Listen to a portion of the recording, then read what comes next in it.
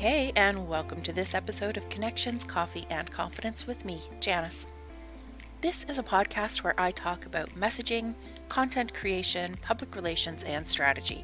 So if you're a business owner who either creates content for her business or as her business, I know that you'll find what you need to help create your success. And today, I want to dig into some action. I don't know.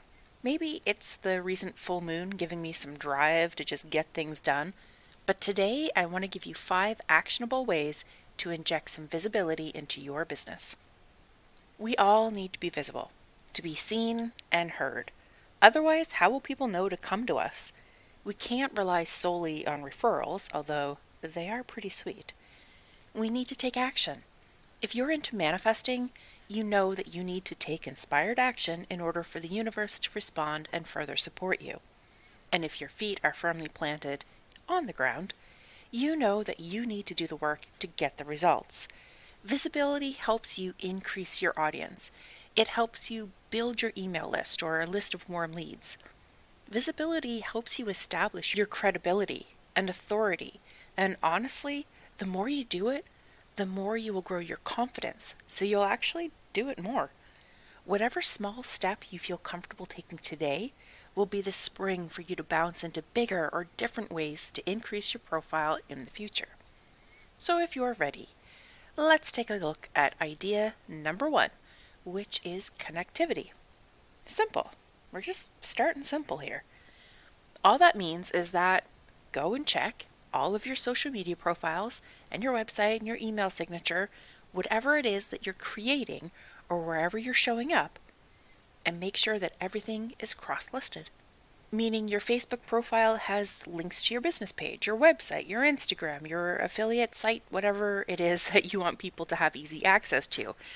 And if you already have that up and running, I'm going to suggest that you just take a minute and check those links yourself every once in a while, because it happens to the best of us that we tweak something and assume the link remains the same, but it doesn't. And the next thing you know, you've lost out because you've been providing people with a dead link. And that is not the visibility we're going for here. If you want to make it even simpler, you can try something like Linktree or Link Bio. These are free services where you can put all of your links into one spot and then use that link as a tagline or in your various bios. Saying to learn more about what I do or how I help or however you phrase it, and then you put that one link there. Another suggestion is to create a page on your website, and then you use that page to list all of your various links and places that you show up and create or work. And then that one page with everything on it becomes the link that you use instead of a link tree or whatever. It really helps you keep your own branding intact, but if you don't have a website, that's obviously not the best option for you, so try Linktree instead. A word of caution here. Sometimes you're involved in so much stuff that it becomes overwhelming for your audience. I have gone to check people out and seen a full screen on the Facebook page of all the places they work and what they do, and when things have different names, it just becomes too much hassle to sift through for what you need. Same with a link tree that takes more than one page. It's too much. That's when you need to simplify and pick the main points of entry, shall we say. The main places you either work or show up, and list those. And once people get in there, you can direct them into further places. So, for example, on your Pinterest profile, you direct people to your website. But on your website, you have the links for your Facebook and your Instagram and the affiliate companies you work with. The idea is to make it easy for them to see you. And the second tip is to get a Pinterest account. Honestly, more people see my pins on a monthly basis than listen to my podcast. I get more saves and likes on my pins than I do reviews on my podcast. And my data tracking shows that I get podcast downloads as well as course clicks from Pinterest. So it does work for visibility. And again, it's simple and free. Of course, there is the option to pay for ads, but you don't need to in order to be seen. If you want to learn more about Pinterest, I highly recommend that you listen to my interview with Allie Davis, the Pinterest queen, which is episode 39. And also check out episode 26 to learn more about how I use Pinterest in my business. I'll link to both of those in the show notes, along with anything else of interest I might mention in this episode. Now, it's not a difficult task to set up Pinterest, and if you're already creating content for your business, it's a reasonably straightforward job to repurpose that content to post on your Pinterest account. Pinterest is a pretty search engine. I showed it to one of my sons the other day. He was looking for a mango sorbet recipe, and he's a highly visual guy, so this was right up his alley. But it is more than mango sorbet recipes. My husband's a project manager with an architectural firm. He uses it. Lots of people you might not expect are on Pinterest, looking at things you might not expect. So there's a good chance that your ideal audience is on there looking for you. And you're missing out if you're not there to be found. My third tip requires a bit more effort, a bit more bravery. We're sliding along the difficulty scale, and this is the midpoint. My third tip for creating more visibility for you and your business is to get involved in video. Yep, short form video content is here, my friends, and all things point towards it being here to stay. TikTok, Reels, LinkedIn even has video content ranking highly in its algorithm. And YouTube has started to recognize short-form video as well.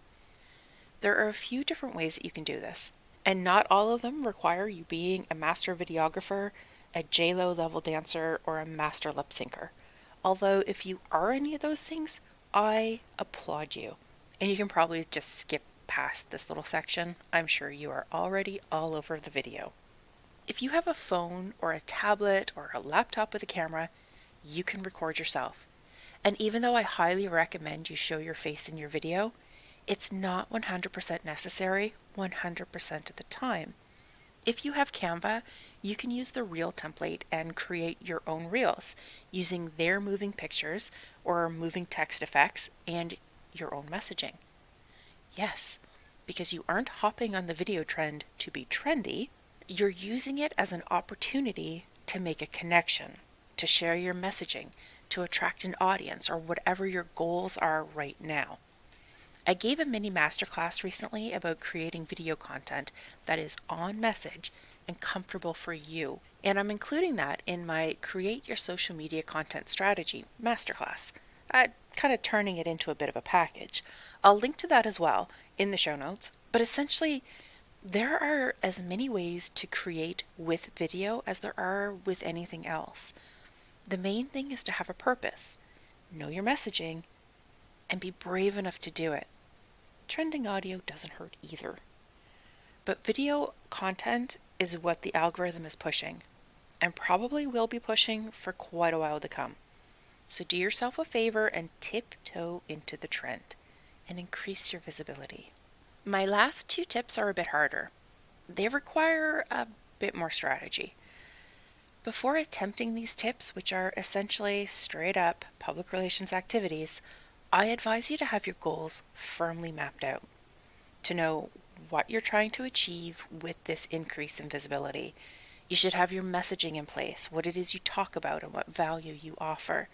And you should know who it is you want to speak to, or your audience, which of course is connected to your goal. All of these things are part of your overall communication strategy for your business, and I can't emphasize enough having them in place before attempting anything promotional for your business, but especially for these last two tips. The fourth tip is to pitch a podcast, or a blog, or a YouTube channel, or a clubhouse room, or wherever it is that you feel comfortable showing up, but don't usually show up yet. There yet. If you're listening to this, have you ever thought about asking to come on here to talk about your business and what you do, why you do it? Or on someone else's podcast if my audience doesn't fit with your audience?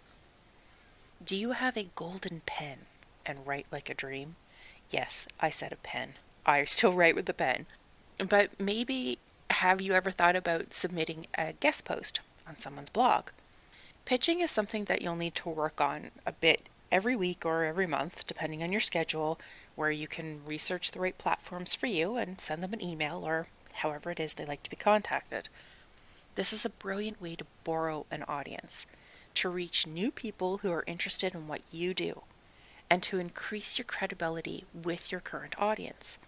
It's so nice to be able to put on your website as heard or seen on whatever and stick the other person's logo on there.